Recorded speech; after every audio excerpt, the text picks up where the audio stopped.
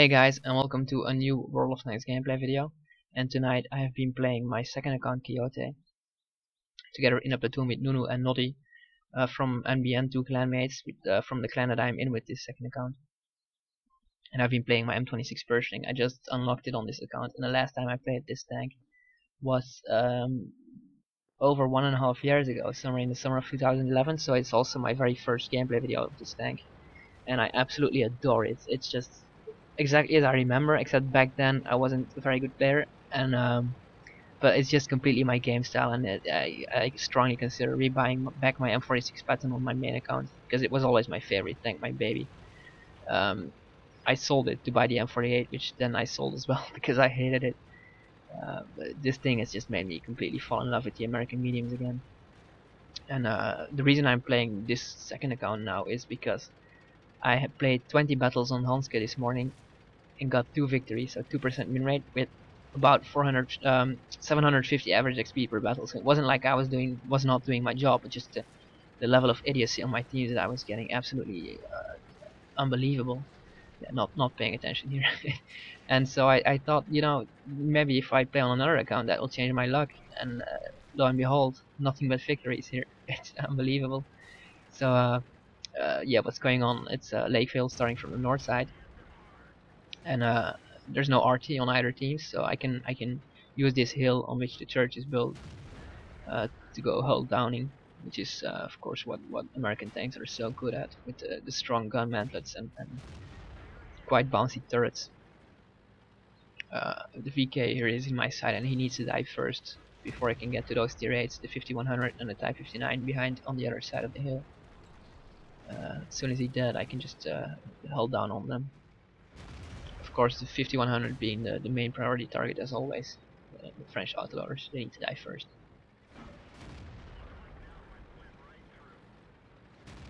Because it doesn't really matter if it's driven by a good player or not. If he's in a good position, if he just happens to be in front of you, you don't have much chance to get away. He can just unload on you, and they're still dangerous. Even with just one clip, he can finish you off and do 1600 damage. So that's the main reason why I like to kill those tanks first. And here, yeah, type, and R-type is getting in his back.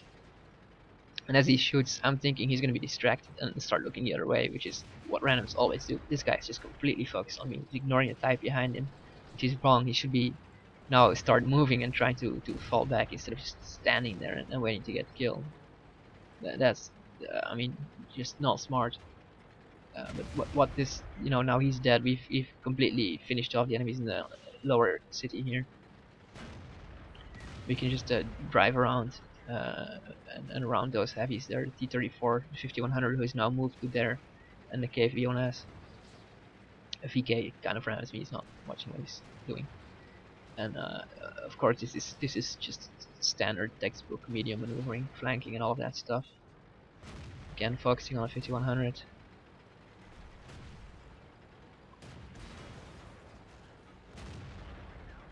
But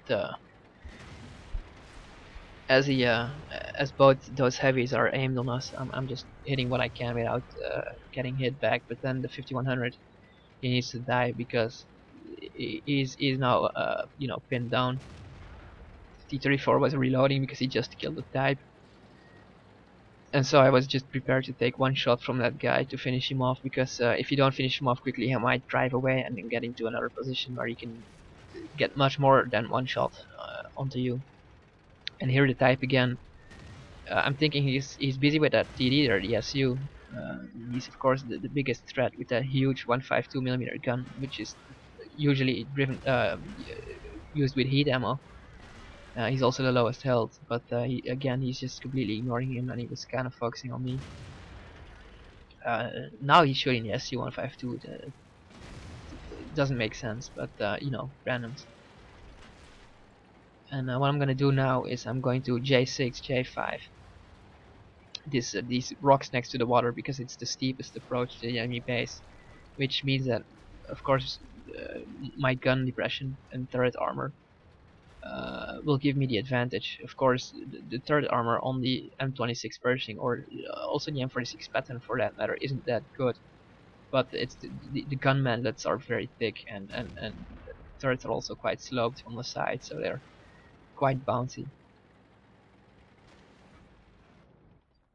And before I can get to those rocks, this TD needs to die first, and I'm kind of calculating there. You know, it's a Russian gun. It's not very accurate. He was kind of aiming on me at the same time that I was aiming on him, but I aim much faster and I don't have as much gun dispersion. I'll be able to get my shot off before he gets to be aimed properly on me, and if he then fires without aiming, he's gonna have to be awfully lucky to hit me. Of course, it's a guy who camps in base. You know, they've split up their forces, half of them in the city, half of them back in the base and the valley, which is just wrong. The valley is a defensive position, you don't attack there. The middle is just there for spotting and making sure that no lights get through into your arty. But you know, that tells me actually as well that these guys who are camping in base are either very experienced, but there's a much bigger chance that they're idiots. You know, just those guys with your usual 44% win rate who camp in base pretty much in every game. And the thing is that they're always much more lucky than you. So actually, you shouldn't be going into a luck battle with those kind of players and try to outluck them, because I'm maybe being a bit what's the word? A bit paranoia. But the longer I play this game, the longer I get the feeling that if you go below a certain amount of win rate or some other stat, that you kind of get the random number generator on your side, and you always see these people, especially arties, with you know, just appalling stats, you know, 41-42% win rate, and they get off these amazing shots. You know, you drive past them in your 50-2 at 100 meters, they turn around, they don't even aim for half a second, and they just get a perfect direct hit on you, and it's all the time. It's not just once in a while. They always need to manage to do it. And I play a lot of RT as well, of course, and that sort of stuff just never happens to me. And in Pirates as well, most people are of the opinion that there is no such thing as a random number generator, and that it's really not as random as Wargaming likes to believe us, likes us to believe. I mean, of course, now I'm in a bit of a shit situation. Tiger 2 finished off at VK and my 2 platoon mates. And I'm just waiting for him to turn around and then try to attack that VK and T28 there in the valley, but he doesn't take the bait. He knows they are there because they are spotted, undoubtedly, because they are spotting him. But he keeps looking at me, except for 1 second where he kind of turns around to look at those guys in the valley instead of locking his turret, and that just gives me enough time to get a shot on him. Which is of course the good thing about the American TDs, is the gun dispersion is so low while on the move. You don't have to aim long when you're poking out, so they're perfectly suitable for this kind of ninja gameplay style. You know, just poking out, taking quick shots, not wasting too much time aiming.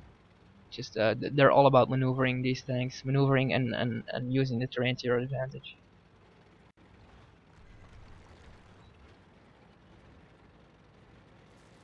And at this point I want to get that KV-1S, because I want to get our platoon a crucial contribution. We only need one more kill.